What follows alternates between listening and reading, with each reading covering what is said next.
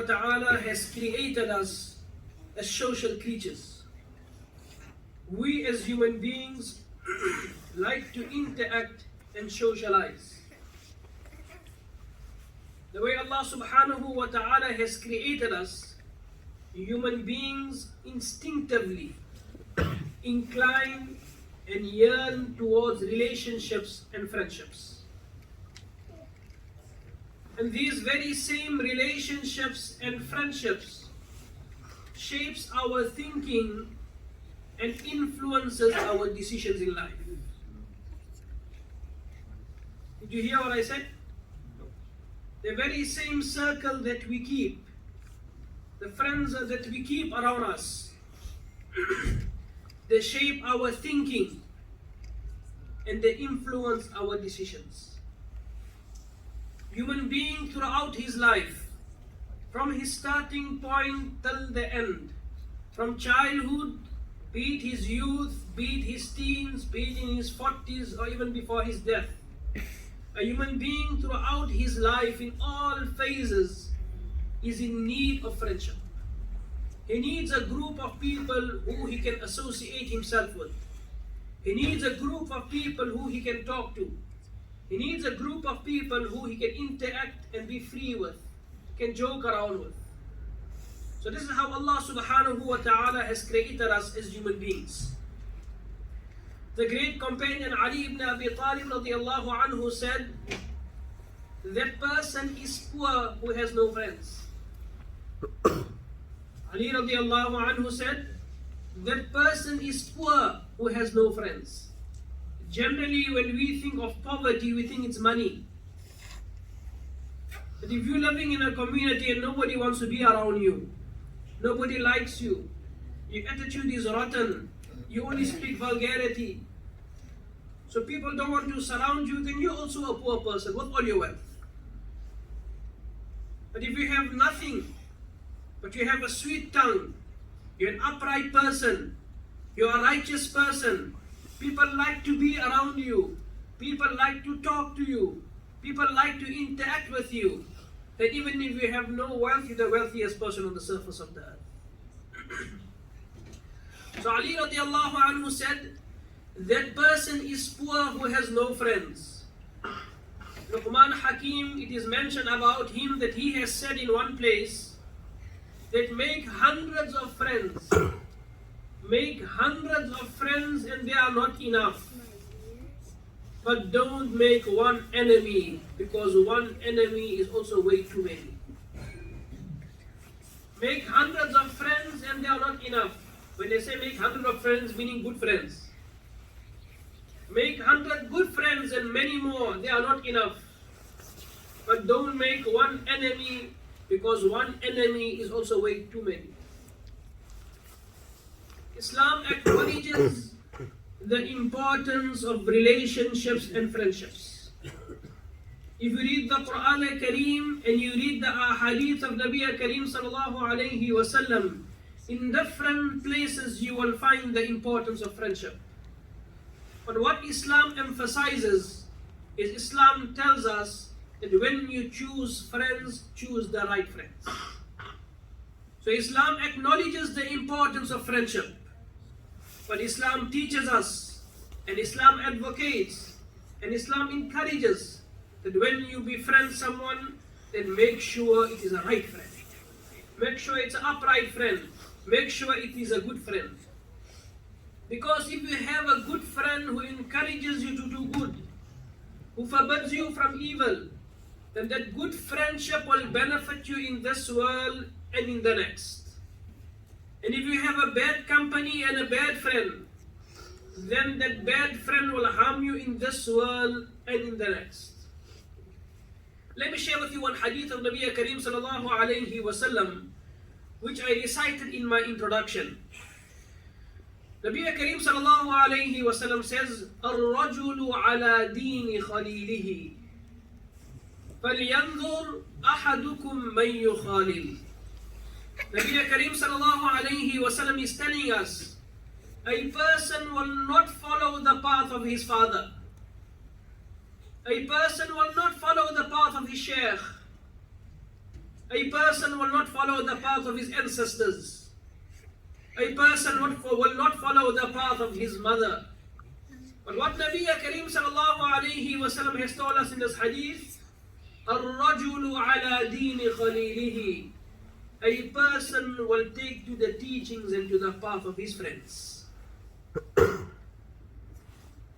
A person will be influenced and he will take the path and he will make his role model his friends. What his friends will tell him to do, he'll be more happy to do so. His father will tell him something, he say, my father is too hard, or he'll make an excuse. But that his friends tell him the exact same thing his father told him, he'll be more than willing to do so. So Nabi sallallahu alayhi wa sallam is telling us, a person will not take the path of his father or his mother or his ancestors, but rather a person will take the path of his friends. And in this hadith, Nabi Kareem sallallahu alayhi wa sallam is advising his companions. Abu Bakr is there, Umar, every Sahabi is there who's witnessing this gathering. And Nabi sallallahu alayhi wa sallam tells them, فَلْيَنْظُرْ أَحَدُكُمْ مَنْ يُخَالِلْ. O my beloved companions, be careful who you bring too close to you. Be careful who you interact with. Be careful who you socialize. Be careful who you socialize with. Nabi sallallahu alayhi wa sallam is telling his companions, a person will take the path of his friends, so you be careful who you befriend. O my Sahaba, you be careful who you befriend.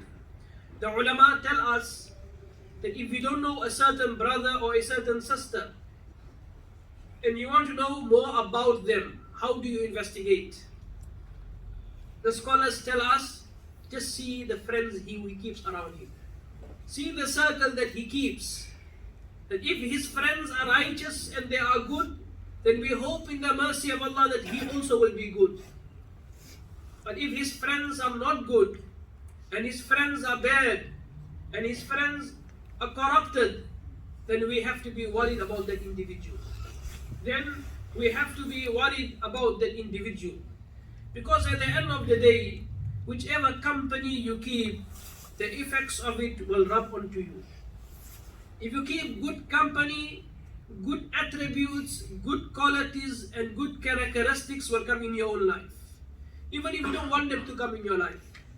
Because of the company, it will rub onto you. Equally or similarly, it goes to bad company and bad friends. Even if you don't want to be bad, but because of keeping their company and their friendship and their circle, you also will eventually become like them. Nabi sallallahu alayhi wa sallam in another hadith has given us a parable of this explanation. And Nabi Kareem sallallahu alayhi wa sallam has said, إنما مثل الجليس الصالح والجليس السوء كحامل المسك ونافخ الكير إلى آخر الحديث. When Nabi Kareem sallallahu alayhi wa sallam is giving us a parable, an example, and he's telling us that a person who keeps good company is like a perfume seller. When you go to the shop of a person who sells perfume, when you enter his shop, whether you like it or not, you'll get a good fragrance around you.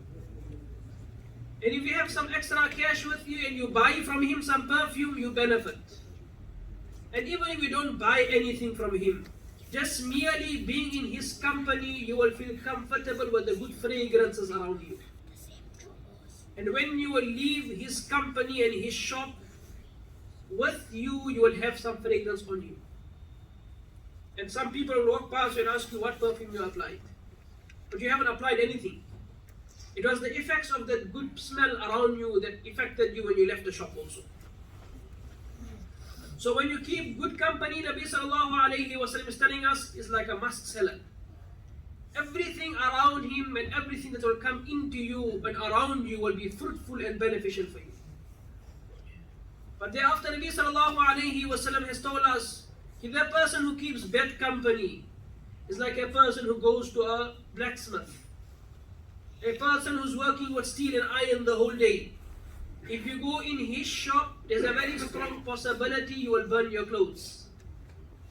And even if you don't burn your clothes, the smell around him is a very foul smell, very bad smell. And when you will leave his company, you also will leave with a bad smell. So whether you wanted to have a good smell or a bad smell, because you kept good company, you leave with a good smell. And if you go to bad company, you will have a bad smell on you. Indicating, the example is fragrance. But here the meaning is, when you will keep those companies, the effects of that good company will come into you, or the effects of that bad company will come into your life. This is the parable Nabi Kareem sallallahu alayhi wa sallam has told us in the hadith. Someone said it very beautifully. He said, be careful who you befriend.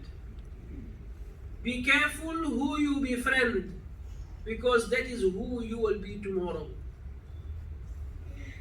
Be careful who you befriend, because that is who you will be tomorrow. You know, many a times you get brothers, mashallah, they are upright, they are strong, they are on the deen, mashallah. And they say, no, my friends are very bad, but I am strong, so I will keep their company and make an effort on them. So the ulama tell us, don't be very brave. Don't be very brave. You very clean, you very upright. You say, no, Sheikh, I just stand in their company, they smoke, they have the illicit relationships. I just go there, mustn't do too much bad things. So I don't do anything, but I'm just present. You just being merely present in their company eventually will have a negative effect on you.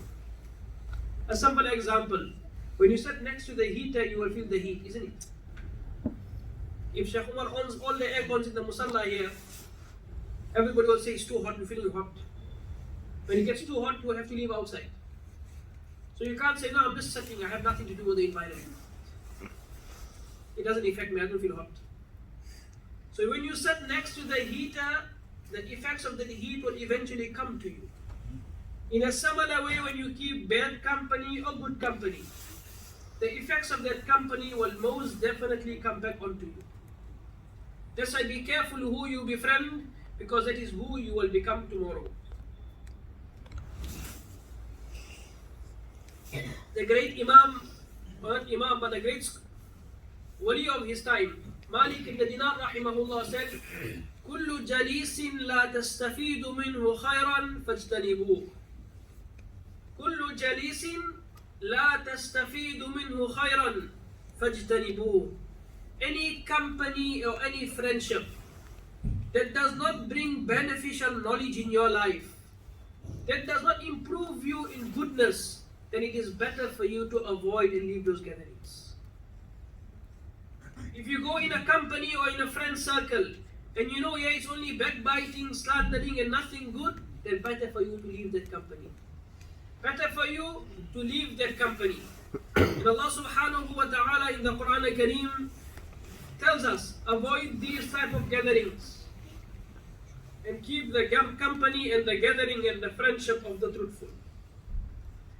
Allah subhanahu wa ta'ala says, يا أيها الذين آمنوا اتقوا الله وكونوا مع الصادقين. O you who believe, fear Allah.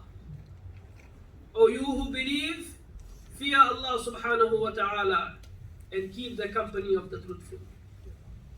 Keep the company of the righteous. Keep the company of the truthful. Why did Allah subhanahu wa ta'ala reveal this verse? Go in the commentary of this verse and go and read up after tonight's program why Allah gave this advice. You know, generally we say this Sheikh must give us advice, that Sheikh, or this Mufti, which is good 100%, no doubt. But here Allah is advising us. Not Mufti or not Sheikh, Allah is advising us in the Quran. What Allah is telling us, keep good company. Keep the company of the truthful.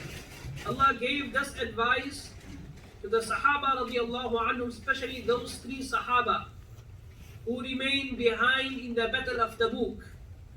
For whatever reason, when Nabi sallallahu alayhi wa sallam made the tashkil that everybody must join him in the battle of Tabuk, then most of the Sahaba joined. Some had valid excuses for sicknesses, could not join.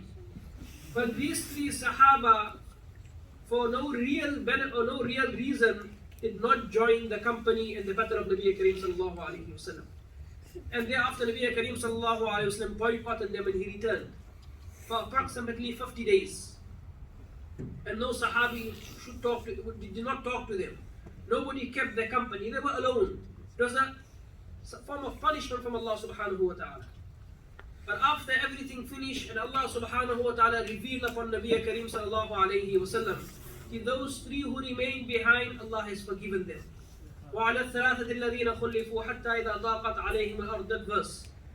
In those three who remained behind, Allah is telling, oh Muhammad, tell them Allah has forgiven them, they can come back to Masjid al-Nabawi now.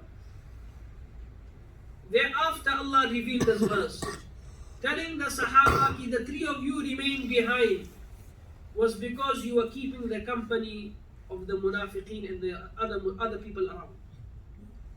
Because you kept their company, their love for this world impacted your life. So it made you also stay behind. And in result of that, you suffered because of them.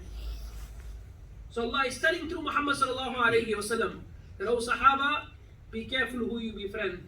If you want to keep the company of anyone, then keep the company of your brothers, the Sahaba. Keep the company of the truthful. Keep the company of the righteous. So this is when Allah subhanahu wa ta'ala revealed this verse upon Nabi Kareem sallallahu alayhi wa sallam. Even when you look at the story of that person who killed 99 people, everybody knows the story, isn't it? You know the story of the person who killed 99 people? If you look at the end result of this man's life, we don't want to share his story because of time. But if you look at the end result of this man's life, before his life was taken, before Malikul Maut took his life, where was he going? He was going towards keeping the company of good people, keeping the company of righteous people, keeping good friends. The result of that is because he had the right intention and he had the right direction and he was going towards that direction. When the time of his death came, Allah subhanahu wa ta'ala said, everything overlooked. And Allah pardoned him. So we learn the importance of keeping good company and righteous company and having good people around us. If you can't find right friends, you can't find good friends, then it is better for you to be alone. It is better for you to be alone. Imam al-Shafi'i rahimahullah said, Salamun ala dunya idha lam yakun biha sadiqun saduqun sadiqul wa'di munsifa. Imam al-Shafi'i rahimahullah in his poem, lengthy poem, he says this part. Salamun ala dunya idha lam yakun biha sadiqun saduqun sadiqul wa'di munsifa. I bid farewell to the world. If the world cannot favor me and honor me with a good friend, with a truthful friend, an upright friend, a faithful friend, then it is better for me to be alone. It is better for me to be alone. Salamun ala dunya idha lam yakun biha sadiqun saduqun sadiqul wa'di munsifa. The words for friend in Arabic is sadiq. Sadiq is truthful, separate. But generally we say sadiq, hada sadiqi, this is my friend. The word sadiq comes from the root word of sidq, truthfulness, indicating that when you have a friend, you must be a truthful friend to him also. He must be a truthful friend to you, and you must be a truthful friend to him. There must not be friendship for ulterior motives. Okay, I am his friend because his father got a Ferrari, so tomorrow he'll take me for a drive in his car. Or I am his friend because he's an immigration officer. Tomorrow if I want to get my PR, he will help me. So you don't have friendship for ulterior motives. Rather, your friendship also must be based on truthfulness. So Imam Shafi'i rahimahullah is telling us that if you can't find a truthful friend, a righteous friend, an upright friend, then it is better for you to be alone. Today many people, the truth is, today many people don't have real friends. Today many people don't have real friends. They only have Facebook friends. What they have? Facebook friends. So I got 5,000 followers, I got 100,000 followers. We don't know any of them. None of them bring benefit to you in your life. So how do you call them your friend in the first place? So The sad thing in today's world is Allah protect us and make it easy for us. But today, we don't have real friends. We only have Facebook friends. And many people have fake friends. Many people only have fake friends because Allah has maybe given him a lot of wealth. He's wealthy, so people keep his company. They say, MashaAllah, after one achi aadmi hai. You're a very good man, you're a very righteous man. You sneeze, everyone say Alhamdulillah also. Because you got wealth with you. Because you got wealth with you. So they are there for your money. They are there because they have some ulterior motive for it. When it is sunny and the clouds are not there, everybody is around you. Suddenly when it's raining and you need an umbrella, nobody is there with you. So when it's hot, everybody is there with you. Because money is there, fame is there, popularity is there. But now when it's raining and it's cloudy and times are not good, suddenly all your friends just slip away. Now when you need an umbrella, nobody is there to help you. Nobody is there to uplift you. So today either we have fake friends or we only have Facebook friends. We need to change our mindsets. And we need to think to ourselves, if the company I am keeping, it is having an effect on my brains. It's having an effect on the way I'm talking. It's having an effect the way I make decisions in my life. My starting statement, if the company you keep, the friends that you keep, shapes your thinking and influences the decisions that you make in life. So you have to be careful who you befriend. Because if you friend the right person, you're going to benefit in this world and in the next. And if you keep a bad friend or have a bad friend, you will suffer in this world and in the next. You know, the Hafiz have recited the Quran Kareem. The one verse he recited twice. He said, Ya waylata laytani lam attakhid fulanan khalila. Isn't it? You heard it. This verse he repeated it twice. What this verse means in the first place?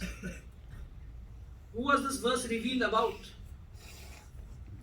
Allah subhanahu wa ta'ala in this page of the Quran Kareem draws a picture of a person who's going to cry out of regret. And he will cry so much that he will bite his fingers off. You know, sometimes when you're playing a sports match, a soccer match or a cricket match, and it's a very tense moment, few minutes left, and you see everyone is biting the nails. They don't know which side the game is going to go. Allah is drawing this man's picture on the day of Qiyamah. This man knows I have disobeyed Allah and my abode is Jahannam. Out of regret, why didn't I accept Muhammad sallallahu alayhi wa sallam's message when he invited me? Because he didn't accept his message, he's going to be regretting and he will bite his fingers off. Allah says, وَيَوْمَ يَعَضُّ الظَّالِمُ عَلَى يَدَيْهِ يَقُولُ يَا لَيْتَنِي اتَّخَذْتُ مَعَ الرَّسُولِ سَبِيلًا يَا وَيْلَتَى لَيْتَنِي لَمْ أَتَّخِذْ فُلَانًا خَلِيلًا. Let's go in the commentary of this verse very briefly. Allah subhanahu wa ta'ala is talking about Uqba ibn Abi Mu'ayt. What's his name? Uqba ibn Abi Mu'ayt. You know, when you read the Quran, some people are guaranteed Jannah. Isn't it? When you read the Quran, some people are guaranteed Jannah. And some people are guaranteed Jahannam. He's one of them. He is one of them. This man was a Muslim. Listen to his story very carefully. I need your undivided attention. One day Nabi Kareem sallallahu alayhi wa sallam was in Makkah al-Mukarramah. And this Uqba ibn Abi Mu'ayt was a wealthy person. You can say in today's time he should travel a lot in those days for business trips. The scholars mentioned when he returned from one of his business trips, he invited everybody to come to his house for a meal, to eat, you know. So everybody came to his house to eat. It was a general custom.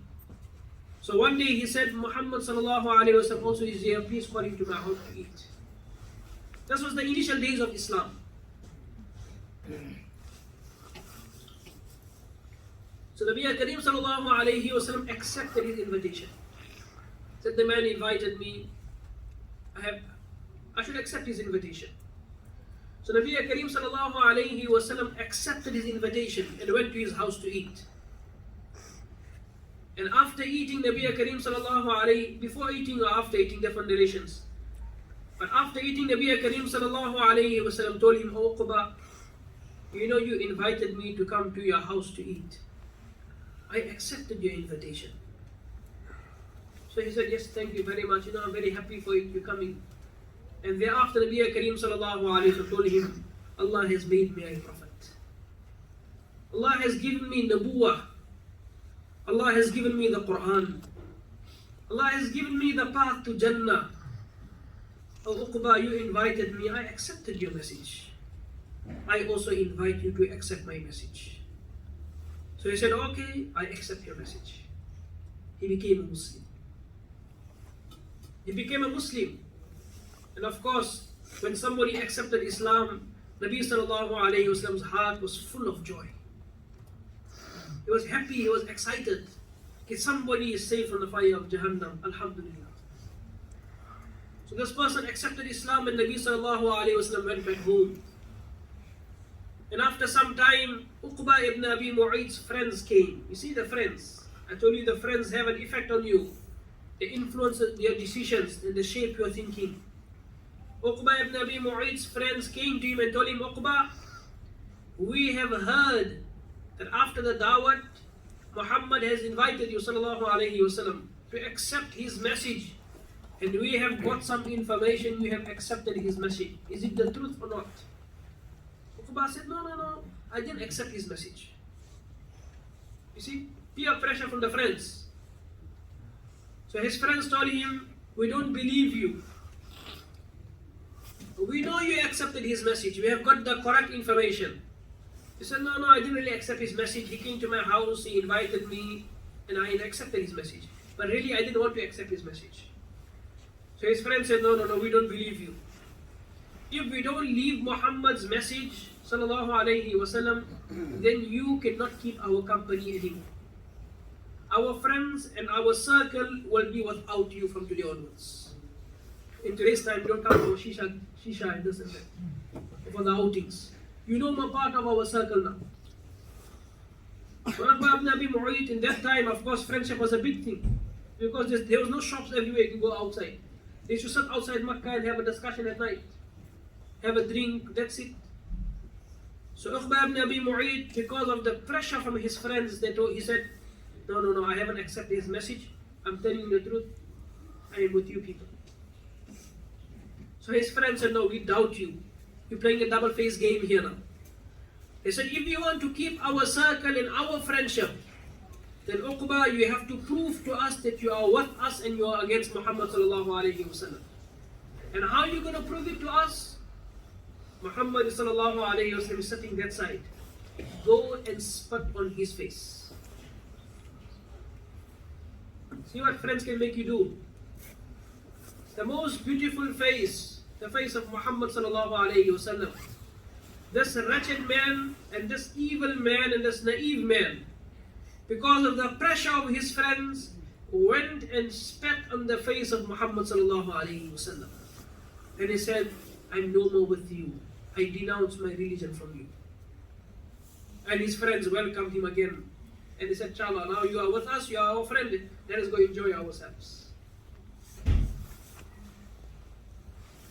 Allah subhanahu wa ta'ala, I just said a story. Allah is drawing his picture now. After Allah gave him Iman, he had the company of Muhammad sallallahu alayhi wa sallam.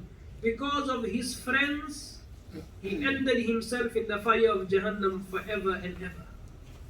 And now when he comes on the day of Qiyamah in the court of Allah, Allah is saying, He's going to say, Ya waylata, laytani lam attakhid fulanan khalila. How I wish I did not meet my friends in my life also. I wish I was born a century before them or after them. Because when I was present, they were present, we met each other and they made me qualify for the fire of Jahannam. How I wish I did not even meet them. How I wish I did not take their path. On the day of Qiyamah, Uqba ibn Abi Mu'ayt will be saying these statements. But the ulama tell us, it's not going to be Uqba ibn Abi Mu'ayt alone on that day. There will be many other people who will be saying these statements. Ya Allah, I did not know what was pornography. This friend of mine introduced me to this website. And after introducing me to this website till I died, I was addicted to this. Allah, it was this friend of mine who told me how to go to the club. I was even scared the first day I went. I was nervous. He told me, don't worry, just check it out. Just to make him happy, I entered the club and he became addicted. My marriage broke, my family broke, and everything broke afterwards. Allah, it was this one friend of mine who introduced me to drugs. He just told me take one pull, one cigarette.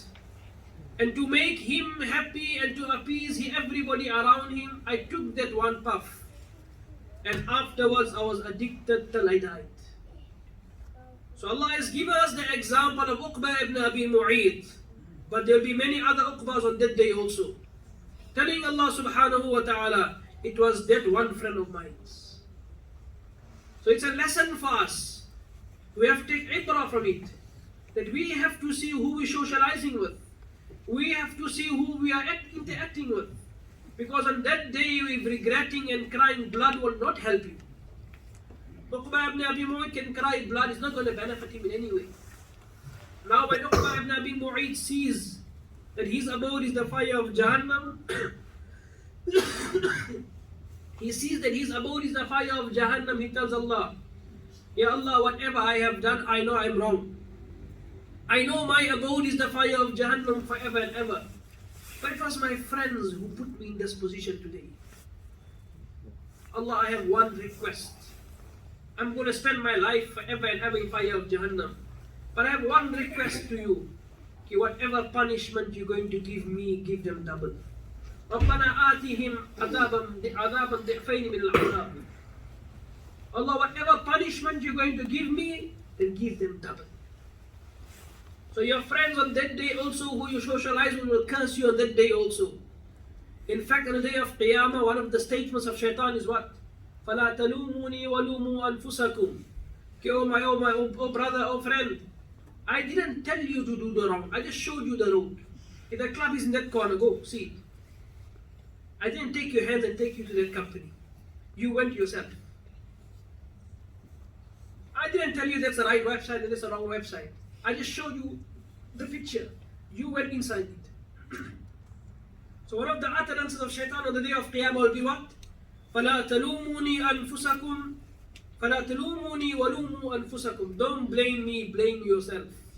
I just beautified the thing for you. You press the buttons. It was your actions, your decisions, not mine. So we have to be careful. On the day of Qiyamah, nothing is going to help us. Allah subhanahu wa ta'ala says, on the day of Qiyamah, all friendships will turn into enmity. Whoever was your friend for whatever reason, in this world, whatever friendship you had, on the day of Qiyamah, that friendship is going to turn in enmity. You're going to see your friend and say, bye, worry about yourself, I'm worried about myself. Assalamu alaikum. I have no time for you. Except the people who have taqwa. Allah says, الْأَخِلَّاءُ يَوْمَئِذٍ بَعْضُهُمْ لِبَعْضٍ عَدُوٌّ إِلَّا الْمُتَّقِينَ. On the day of Qiyamah, all friendships will turn into enmity, except that friendship which is based on taqwa and piety. Except that friendship which is based on taqwa and piety. So on the day of Qiyamah, all those people from whichever locations, irrespective of their locations, either he was in Australia, or he was in South Africa, or he was in India or Pakistan, if they were people of taqwa, Allah will unite all of them on the day of Qiyamah and say, you people are friends. Enjoy yourselves. That is the benefit of good company. الْأَخِلَّاءُ يَوْمَئِذٍ بَعْضُهُمْ لِبَعْضٍ عَدُوٌّ إِلَّا الْمُتَّقِينَ. Nabi Kareem sallallahu alayhi wa sallam told us in a hadith, if 40 righteous people come to your janazah, then inshallah Allah will forgive you. It is whom you socialize with and do have friendship with that will come to your grave. If you have good friends and upright friends, when you die, they will come for your salatul janazah. And if you have bad friends, they also will come for your salatul janazah. But the benefit is, if you have good friends and righteous friends, there's a very strong possibility that Allah subhanahu wa ta'ala will forgive you and maghfir on you. So Nabi Kareem sallallahu alayhi wa sallam is teaching us the importance of keeping good company and having good friends and having a good people around us. You know, one important point here is when we have our friend circles, when your friend tells you to do something evil, listen to me carefully what I'm saying now, it's very important. When your friend tells you to do something evil, tells you to do something against the command of Allah, tells you something which is against the sunnah of Nabi Kareem sallallahu alayhi wa sallam, and when your friend tells you that statement, the next 10 seconds that you have is the most important 10 seconds. Remember what I'm saying. When your friend tells you to do something evil or something bad or something wrong, and after you listen to your friend's points or his indications, then the next 10 seconds of your life is the most important 10 seconds. Which way you will go. Your friend said, do this, you said, alright, I will do it, done and dusted. You put yourself into problems forever and ever. And if your friend told you to do something wrong and he said, I'm not going to do it, whether you're against me or for me or you like it or not, I don't want to break my principles because of you. And you went against him, then you have benefited yourself. You see, if you go to the prison board now, you go to the jails, be it the ladies or the men or the youth in the jails, if you ask them a simple question, what made you come into this place?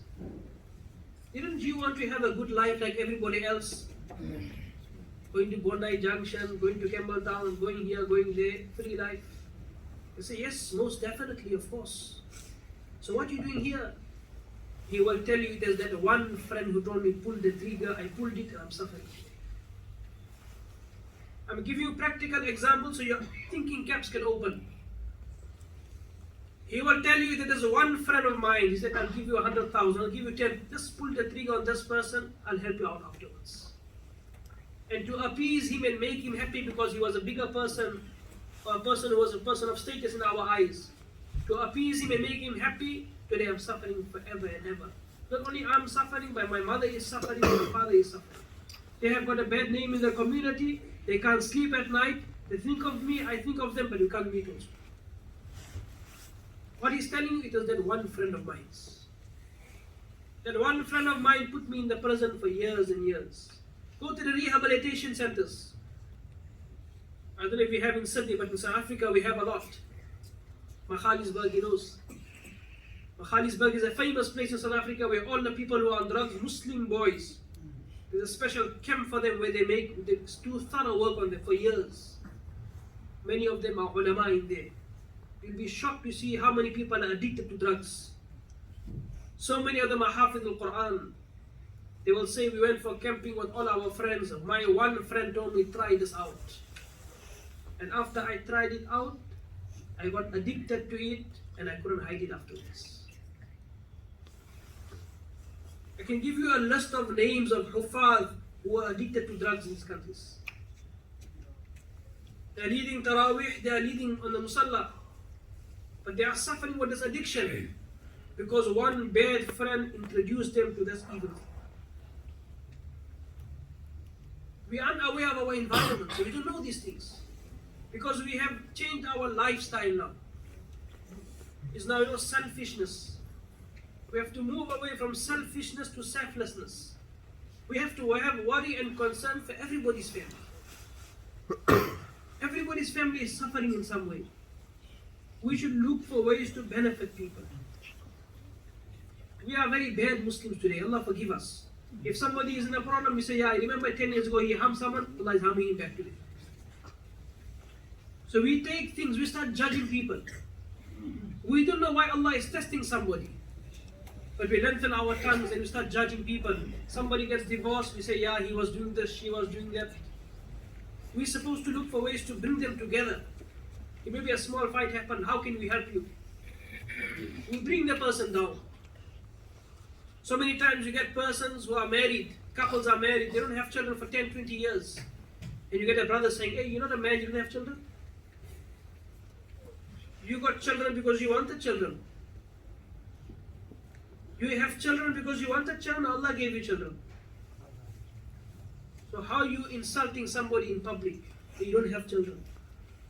That man is suffering every day and every night because he doesn't have children. He's making du'as, he's going to the doctors, he's going to hakims to help him get one child. And you come and make these statements in front of his face?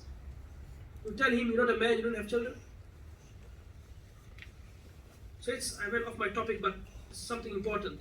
We have to watch how we talk to people, how we interact with people. What I was speaking about in the starting? Everyone forgot. Yes, I was saying. Yes, I was speaking about Hafid al-Qur'ans. Many of them are on drugs today. Why? Because of the one wrong friend they got in their life. He encouraged them to this wrong website, or he encouraged them to this one drug or this addiction of theirs, and said, try it out. And now that Hafid al-Quran, he has left his Quran also and he's addicted to these things. I have met many myself. And they say, boss, I can't do anything. I just enjoy it. I know it's wrong. I know Allah don't like it, but I can't control myself, Sheikh. The only thing you can do is make dua for the person.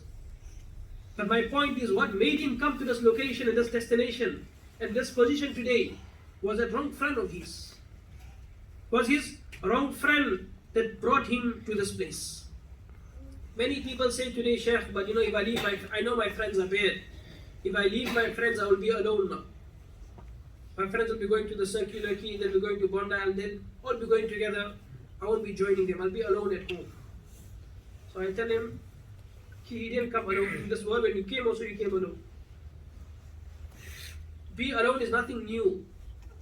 Because when you came in this world, you came alone. And when you're going to die also, you're going to be alone. And when you're going to stand in front of Allah and give accountability, you will be alone. وَكُلُّهُمْ آتِيهِ يَوْمَ الْقِيَامَةِ فَرْدًا. Allah says He's going to take accountability of every individual himself. No interpreter, no transliteration, no translation, nothing. You want to tell Allah what you done with your life. So to be alone is nothing new. I told you the poem of Imam Shafi'i. سَلَامٌ عَلَى الدُّنْيَا إِذَا لَمْ يَكُنْ بِهَا صَدِيقٌ صَدُوقٌ صَادِقُ الْوَعْدِ مُنْصَفًا. Then if you can't find a righteous friend, you can't find a good friend, then my brother, it is better for you to be alone. My sister, it is better for you to be alone. Now we come to the end of my lecture, and the question is, who should we befriend? We said keep good company, stay away from bad company, but what constitutes good company? Nabi Kareem sallallahu alayhi wa sallam gives us the answer in the hadith. And Nabi Kareem sallallahu alayhi wa sallam tells his Sahaba, whose company you must keep. And Nabi Kareem sallallahu alayhi wa sallam said, مَنْ ذَكَّرَكُمُ اللَّهُ رُؤْيَتُهُ وَزَادَ فِي عِلْمِكُمْ مَنْطِقُهُ وَذَكَّرَكُمْ بِالْآخِرَةِ عَمَلُهُ. Nabi Kareem sallallahu alayhi wa sallam says, you must befriend that person. When you see him, you see Allah. When you see his face, you see the face of Muhammad sallallahu alaihi wasallam. His beard is there, his imama is there, his sunnah is there. So when you see this person, you remember Allah subhanahu wa ta'ala. Not see Allah, sorry. When you see that person, you remember Allah subhanahu wa ta'ala. Correcting myself. Okay, when you see that person, you remember Allah subhanahu wa ta'ala. When he speaks, he increases you in goodness. He increases you in beneficial knowledge. And when you see his interactions and you see his dealings, be it with friends or be it in the shops, then when you see his dealings, you remember the day of Qiyamah. How cognizant, how wary, how vigilant he is of every penny and every cent of his. 1 kilo mustn't be there, 1 less kilo mustn't be there. So when you see his dealings, you say this man is fearing Allah for every penny. When you talk to him, he's only increasing you in knowledge. When you see his appearances, it reminds you of Allah subhanahu wa ta'ala. So this is a person you have to befriend. This is a person who you have to befriend. I know many people will be raising a question now and say, Sheikh, we are looking for these friends but we don't find them. Isn't it? Sheikh, we are looking for these friends but we don't find them. I give them a simple answer. I say, you become that good friend. Why you want others to become good? You become good yourself. You become an upright person. You become a righteous person. You change your life. You bring your life on the path of Muhammad sallallahu alayhi wasallam, on the way of Muhammad sallallahu alayhi wasallam, and you bring people around you who can benefit from you. When they see you, they remember Allah. When you talk to them, their knowledge increases. And when they see your dealings and your transactions with fellow human beings, they are mesmerized. And they see that this man is fearing Allah subhanahu wa ta'ala. Nowadays, when you come to the masjid, you see the brother, mashallah, he's praying in the first surf, all the namazes. Very good, mashallah. But you ask his employee how your boss treats you, he say he treats me worse than an animal in the shop. So you can be a good Muslim in the masjid, but in the shop you are worse than an animal. You are abusing your workers. You are swearing them every second word. You bringing them down. You talk bad about them. That's not the way of a Muslim. Okay, as an employer, they're supposed to say, inshallah, if Allah gives me a business, I will become a boss like this person. He knows how to talk to his workers. And as an employee also, you must know how to carry yourself as an employee. So when other people see you, your boss see you, he must say, this man is a good man. I can trust him with my business. So it goes both ways, not only one way. Because we are selective, we only look at our way, our path, our angle. But it should be both ways. It should be both ways. So Nabi Kareem sallallahu alayhi wa sallam is telling us, befriend these type of people. If you have a friend who encourages you to do good actions, who constantly advises you, who constantly encourages you, then consider yourself to be amongst the fortunate ones. If you have a friend who comes to you and says, let's talk about Allah today, let's learn some Quran today, there's a program in Campbeltown, let's go listen to the program. So if you have a friend who encourages you and tells you and increases you only in good and benefits you in good, then consider yourself to be a fortunate person. Then consider yourself to be a fortunate person. A true friend is someone who corrects you when you are wrong. He's my friend, I can't correct him. If I correct him, he feels bad. A true friend is when you are wrong, he corrects you. Because sometimes your friends are not real good friends if they don't tell you the things that you need to hear sometimes. You don't talk to somebody like that, my brother. I know you are my friend. We came to buy something from the shop. The lady didn't shout you. She didn't tell you anything. Why are you showing your authority to her? As if she's your slave or something. So your friends, when they are wrong, when they do injustice or they incline towards injustice, then your duty as a truthful friend is to correct your friend. So it's something that we have to think about. And before we make friends, we have to judge our friends. Is this man good for me or not? You know, today we have this tendency of, we see anybody who says a good man. We don't know the brother, we haven't sat with him, we haven't ate with him, we haven't seen him properly, we haven't traveled with him, we say he's a good man. One day one person was talking very highly of a person in front of Umar radiallahu anhu. He was saying, this man is so and so, he's such and such a right man, such an upright person. So Umar radiallahu anhu said, on what basis you saying this? He said, I just know the person. Umar radiallahu anhu said, did you travel with him? Did you see him when he is angry? He said, no. He said, don't talk too much. Don't be very quick to judge a person. Don't be very quick to judge a person. So it's something that we have to be very careful about. Ali radiallahu anhu said, a friend cannot be considered a friend unless he is tested on 3 occasions in time of need, number 1. When you are in time of need, in difficulty, in hardship, the person who will come to you, he is a person who is a true friend. The second, Ali radiallahu anhu said, when he is behind you, when you're not around and he's gone somewhere else, what is on his tongue? If there's good things about you, then he is your friend. If you are around and he says, this is our peace, this is our friend, this is this and this is that, but the moment you leave and his tone changes, he's not your true friend. And the third, Ali radiallahu anhu said, when you passed away, the one who will make reward for you, sadqa ya jariyah, isara ya thawab, recite some Quran for you, then he is your true friend. Because now this is when you need his friendship. When you're in your grave, you want him to recite Quran for you. You want him to give charity on your behalf. So we ask Allah subhanahu wa ta'ala to give us the ability and tawfiq that we choose good friends. In English they say, one good friend equals one good friend or one good book.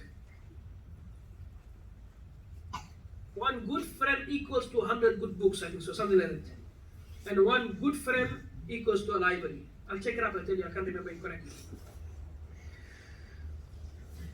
A friend in need is a friend indeed, a friend in deen, yes. So one good book is equal to 100 good friends, but one good friend is equal to a library. In English they say, a friend in need is a friend indeed. In Islam we change it. In Islam we change it.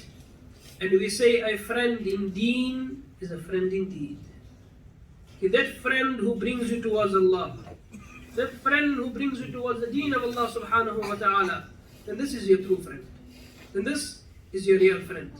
Nabi Kareem sallallahu alayhi wa sallam made many supplications. One of the supplications Nabi sallallahu alayhi wa sallam made is that, oh Allah, protect me from a friend that when he sees goodness he keeps quiet. But when he sees bad things he runs around and tells everybody about it. وأعوذ بك من صاحب خديعة إن رأى حسنة دفنها وإن رأى سيئة أفشاها. Sheikh Umar, how much time we have finished? What time is it, Sheikh? 10 minutes. So Nabi Kareem sallallahu alayhi wa sallam asked Allah for protection from bad company. Ask Allah subhanahu wa ta'ala for protection from bad friends. So we need to inculcate in our lives this quality now. That we have to choose who are our friends. And based on the friends that we choose will determine which way our lives will go. If we choose good company and good friends, then hopefully inshallah your outcome will be good also. And if you choose bad company and bad friends, Allah forbid, you can put yourself in the fire of Jahannam for that. My starting comment was, the circle that you keep, the friends that you have around you, they shape your thinking and they influence your decisions. So be careful who you befriend, because that is who you will be tomorrow. We ask Allah subhanahu wa ta'ala to forgive us, to protect us. We ask Allah subhanahu wa ta'ala to make it easy for the ummah of Nabi Kareem sallallahu alayhi wa sallam. Those who are sick, Allah grant them shifaya kamila, ajila, mustamirra, daima. Those who have passed away, Allah subhanahu wa ta'ala fill their qabr with noor. And we ask Allah subhanahu wa ta'ala that Allah subhanahu wa ta'ala accept our setting. Allah subhanahu wa ta'ala accept our coming here and make it a means of our entry into paradise.